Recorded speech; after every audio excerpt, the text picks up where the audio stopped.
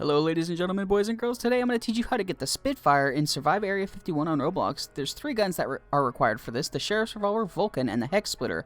The first gun we're going to acquire is the Sheriff's Revolver, and that is found by killing the Jack-o'-lantern, which is in the sewers. Just go ahead and follow this path right now. You could take the mine shaft and climb up, which would be arguably faster, but just for show purposes, just follow the path that I'm going down now, just because if you're not familiar with the area, following the direct path might be easier for you. There are 2 bosses that could possibly spawn on the way, one being the Jack-o'-lantern and 2 being a 004, which is a screaming monster, which you'll hear right about here. He's in that door to the right. Don't open that door. That is a very deadly monster. But the Jack-o'-lantern spawns in here, and he can surprise you sometimes, just like this. When he surprises you, he'll get you, because the Jack-o'-lantern is not a boss to mess around with. He is a strong boss, even if you have a large raid party, because look how many people we have here.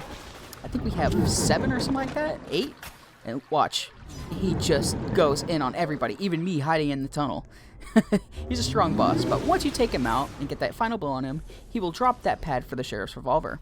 Now that you have the Sheriff's Revolver, you are now 1/3 of the way there. The next gun that is going to be required for this build is going to be the Vulcan, and we can acquire the Vulcan by heading over to the volcano. Now to get to the volcano, just follow this direct path. You're just going to go drop straight down, and then once you get to that first corridor with 3 turns, or a 4-way stop basically, take a right. Follow this path down. There could be 2 bosses that could possibly spawn. That red monster, which really doesn't do any damage. Don't even worry about it, just pass it. And a very fast monster. If you see that monster, get it out of there as quick as possible, because it can get you, and it will get you.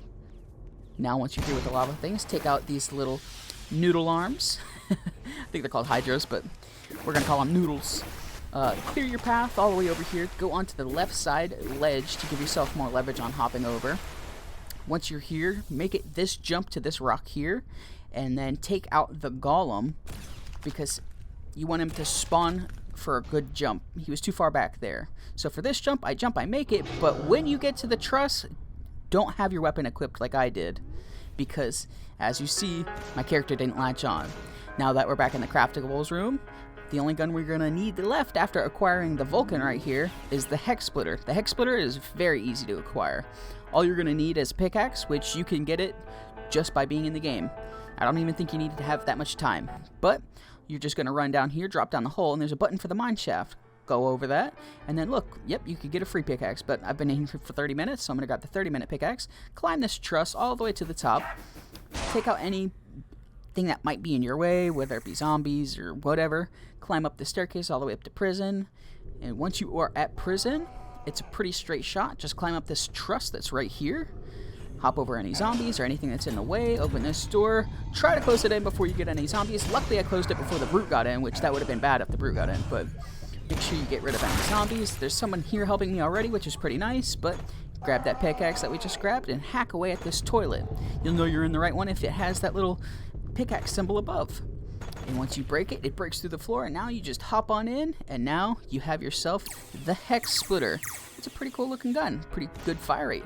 But we have the Sheriff's Revolver, we have the Vulcan, and now we have the Hex Splitter. And when we combine those 3, we get the Spitfire. And the Spitfire is pretty good. It has a lasting burn damage, so if you hit something, it will burn over time, and it has more of effect. It has a pretty large clip size, which is good, and the reload time is very quick. See, already done. Now here is it compared to the brute. I have a longer brute clip than last time. I know it was a very short brute clip for the obsidian, but in this brute clip, you can see how much damage it does over time. And it does fairly good damage. Nothing too spectacular, I'd say, but it does, like, the boss definitely feels it.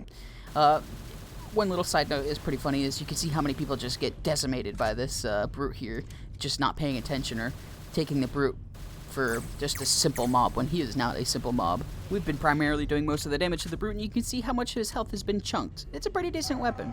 But ladies and gentlemen, boys and girls, if you'd like to see more guns that can be crafted, there's a little button on the left-hand side of your screen, as well as my profile picture if you would like to subscribe. I hope you have an awesome rest of your day or night whenever you're watching this, and I will definitely see you in the next one. Later.